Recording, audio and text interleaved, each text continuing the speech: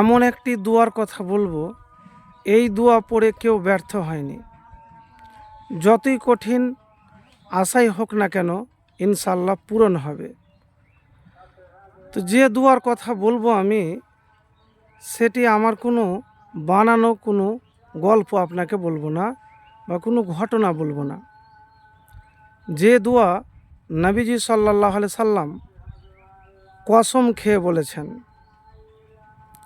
যে, যার হাতে আমার প্রাণ তার কসম, যে এই দোয়া পড়ে আল্লাহর কাছে কিছু চাই, আল্লাহ তাকে দিবে এবং আল্লাহ রাব্বুল আলামিন তার দোয়া কবুল করবেন।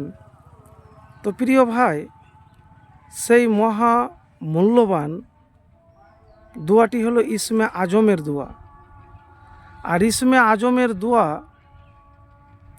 পড়ে যদি আল্লাহ রাব্বুল আলামিনের কাছে আপনি দোয়া করেন, তাহলে দোয়া কবুল হওয়ার সম্ভাবনা থাকে। তা আমি আপনাদেরকে বলি, হাদিসে এসেছে, আনাস রাজিয়াল্লাহু তাআলার সূত্রে বর্ণিত, একবার রসুল সাল্লাল্লাহু আলাইহি সাল্লাম মসজিদে প্রবেশ করেছেন। এমতো অবস্থায় এক লোক নামাজ শেষে এ দোয়া করছিলেন, আল্লাহুম্মা ইন্নী আসআলুকা বিআন্নী আশহাদু আন্নাকা আনতাল্লাহু লা ইলাহা ইল্লা আনতাল আহাদুস সামাদুল্লাযী লাম ইয়ালিদ ওয়া লাম ইউলাদ ওয়া লাম ইয়াকুল লাহু কুফুওয়ান আহাদ। তখন নবীজি সাল্লাল্লাহু আলাইহি ওয়াসাল্লাম তাকে বললেন, তুমি জানো তুমি কি দোয়া করেছ? তুমি দোয়া করেছ ইসমে আজম দিয়ে, যার মাধ্যমে দোয়া করলে আল্লাহ কবুল করেন। এর মাধ্যমে কিছু চাইলে আল্লাহ তা প্রদান করেন। তো কোনো হাদিসে এসেছে, নবীজি কসম খেয়ে বলেছেন যে, যার হাতে আমার প্রাণ তার শপথ, যে ইসমে আজম পড়ে দোয়া করবে, আল্লাহর কাছে চাইবে,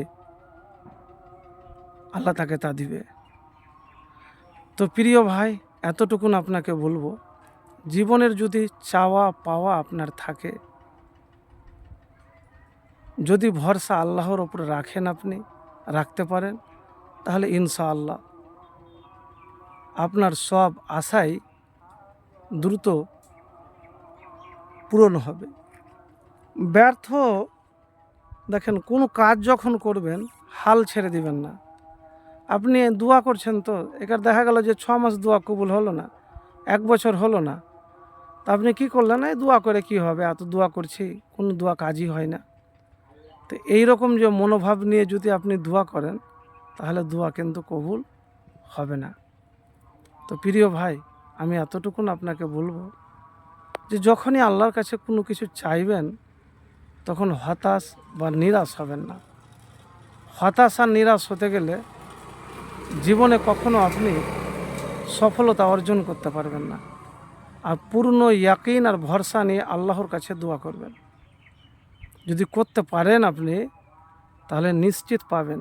চাওয়াটা যদি আল্লাহর কাছে হয়, তো পাওয়াটাও সুনিশ্চিত। তো ইসমে আজম পড়ে আপনি আল্লাহর কাছে দোয়া করবেন।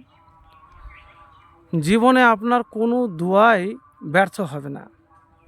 তার জন্য কিছু শর্ত আছে ভাই। দোয়া তখনই কবুল হবে যখন আপনি সব দিক থেকে পবিত্র হবেন, হারাম থেকে বাঁচবেন, যখন উদ্দেশ্য নিয়াত সঠিক হবে। সমস্ত হারাম কাজ থেকে আপনাকে বাঁচতে হবে, গুনাহ থেকে পবিত্র হতে হবে, তাহলে আপনার দোয়া ইনশাল্লাহ কবুল হবে, আপনার দোয়া ব্যর্থ হবে না।